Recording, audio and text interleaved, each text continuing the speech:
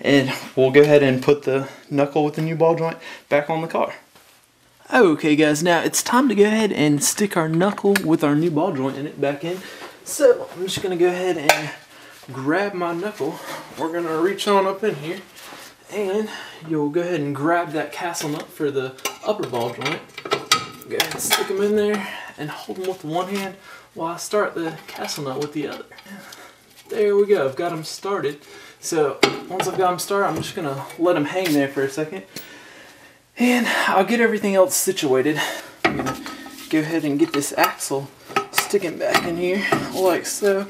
And then I'll stick our guy right back in here. And I'll also we'll make sure we get our new ball joint sitting back into the lower control arm. And I just realized the whole time I've been calling the lower control arm the knuckle. That's what, for some reason I was just thinking it was that way, but no, that's not what it's called. So we're gonna go ahead and, like I said, we're just gonna get everything in here just like so, and then I'll come back up top here and I'll work on getting this castle nut tightened down to the knuckle to the upper control arm. Okay, now the next thing we'll do is we're gonna tighten this castle nut, and we're just gonna really hope and pray that this thing goes back on. And if you don't have an impact gun, this is really where you're gonna wanna just kind of pray this thing goes back on. I'm gonna say a quick prayer first to assure this thing goes on here. Dear Father, be with us today and just help this castle nut please go back on without any trouble. So Father, please just help this go back together well. And I just pray and ask for these things in Jesus Christ's name I pray. Amen. So we'll go ahead and put this on here. Hopefully it's not gonna start spinning on us, because if it starts spinning on us, I'm really gonna be in trouble because I don't have what I need to get this thing to go here. So I'm watching, and it is spinning on us. So, oh man, it's gonna be really funny, but I'm sure I'll figure something out. Okay guys, so I think I found our solution here. I bet some of you guys thinking there, hey, Jordan was praying and God didn't do what he asked for. So, but I got to thinking here, if God had answered my prayer, I wouldn't be able to show you guys what I'd figured out here, and I wouldn't have been able to show you guys exactly how to do this if I had just been able to get it on there. So that's a good thing. So basically what I've done here is I've taken my ball joint tool and I've kind of done the reverse to where we're holding this upper control arm to kind of squeeze and hold that upper ball joint. And we're just going to go ahead and tighten them down. And basically what that's going to do, it's going to hold the stud and it's going to enable us to tighten that castle nut up there. So let's go ahead and get her going here.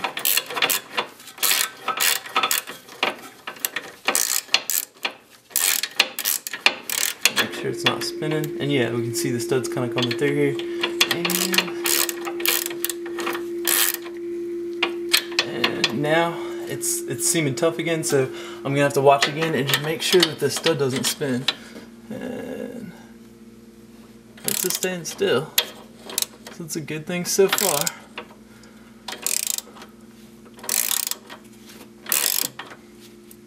And it's getting close, so it looks like we may be able to do this. It's looking pretty good right now. Just hope and pray, keep on hoping and praying this thing doesn't want to turn on us. And it kind of feels like it's turning, but it looks like it's tightening up, so that's a good thing. Let's just keep on going.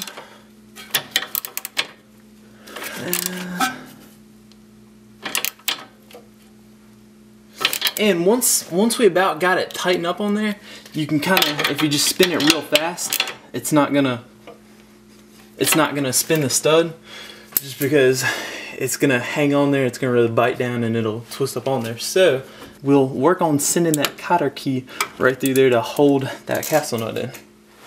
Okay, so the next thing we'll do is we're going to take a torque wrench, go ahead and torque this guy to about 35 foot-pounds. And it's really not too essential, just make sure that the hole lines up and everything. And I'm going to get him to a place where he won't turn anymore, and then I'm just going to, I might have to throw a universal joint on this thing.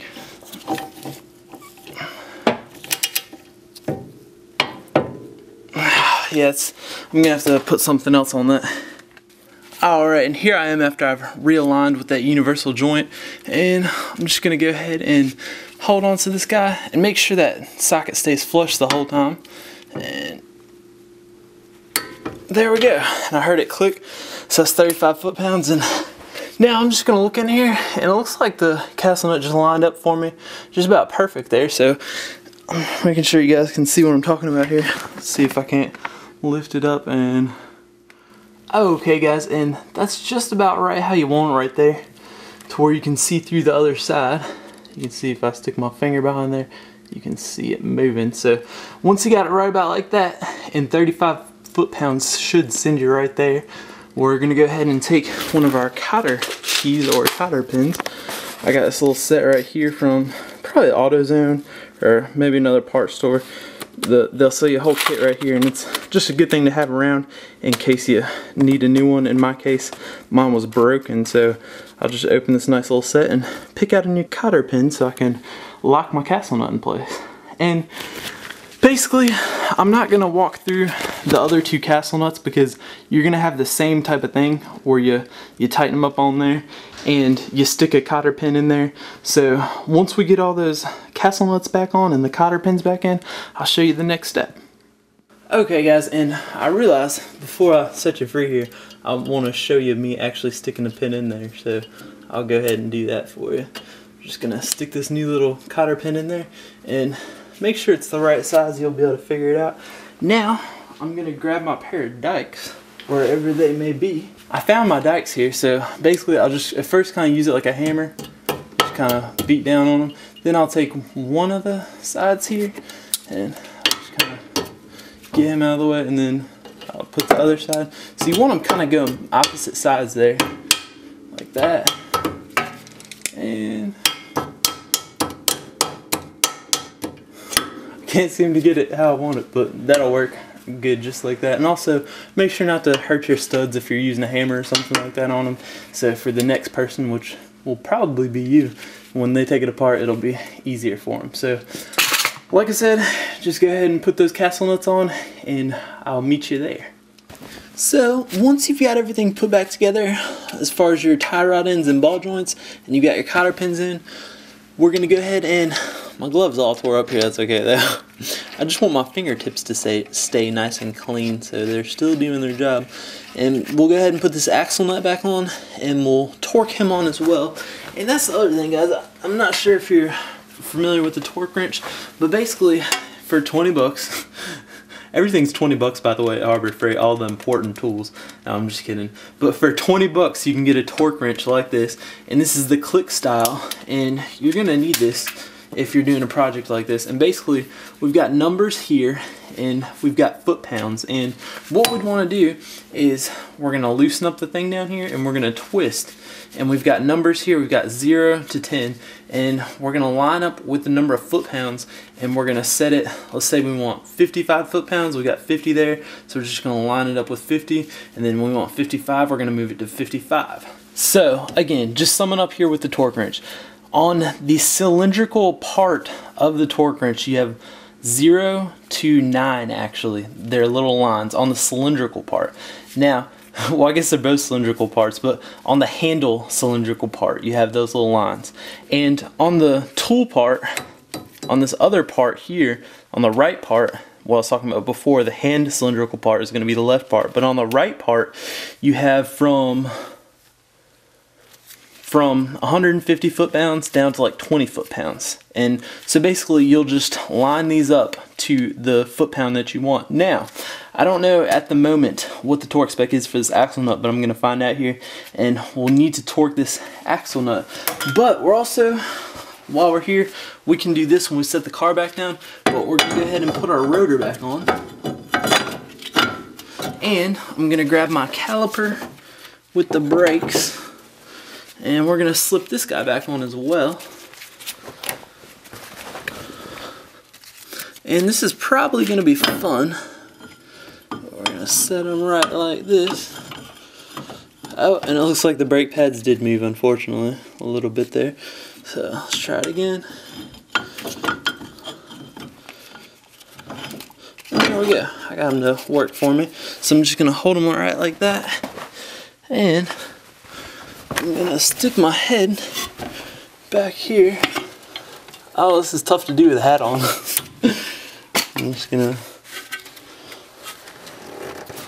Oh yeah, that's my neck rubbing up against the thing there. And... Oh. And I got my top one started. See, we didn't even have to take the brake pads off. Just left it all in there. And I'll get this other back one here started as well. You might just wiggle this guy around a little bit so you can get the bolt threaded in the caliper bracket hole. And there we go. So, whew, I got them started there. I'm going to take my ratchet and I'll go ahead and tighten them down. And then we'll have this whole thing here set up correctly. And then we'll go ahead and put the wheel on. I'll set the car back down and we'll go ahead and torque this guy right here. This axle nut, that is.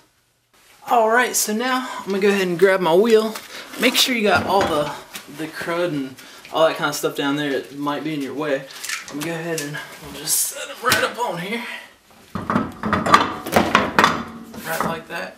And then just go ahead and start all your lug nuts. Also guys, don't do what I did. Make sure you go ahead and take your jack and let it down on the jack stand and then move your jack, because you're not going to be able to put your wheel on with the jack in the position that you had it. So just make sure you do that and then jack it up one more time, then take the jack stand out and then go ahead and let it down on the wheel. And also, you may remember this guy from earlier. I didn't mention it and I forgot to do it when I had my wheel on there. So just make sure you put this brake line back on. It had that little 12mm bolt that went in to hold it on. So just make sure you got those two things straightened out as well before you go ahead and put your wheel on. Okay guys, so once you've got your car on the ground, we're going to go ahead and get our torque wrench out.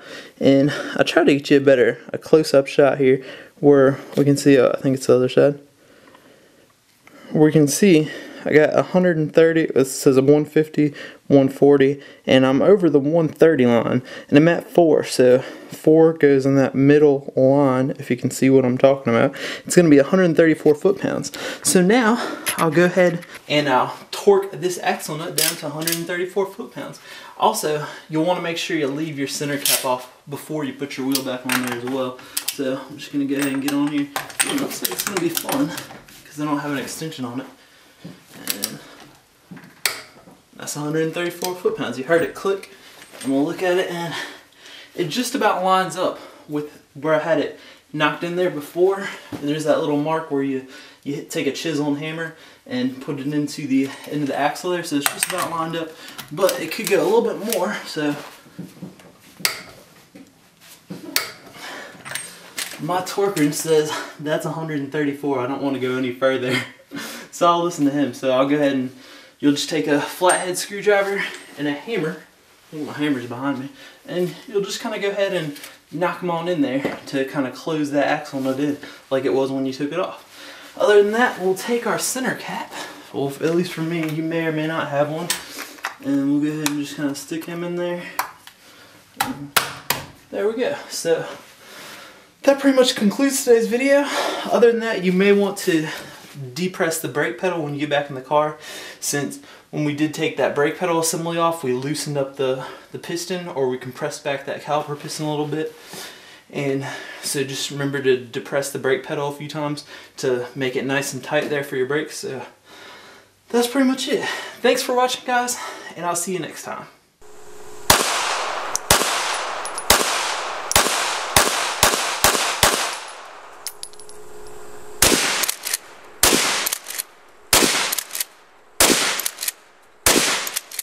Thanks for watching guys, and don't forget to subscribe so you can catch all my new videos, which publish Mondays and Fridays at 9 a.m. Pacific time, 10 a.m. Mountain time, 11 a.m. Central time, 12 p.m. Eastern time, and I will see you then.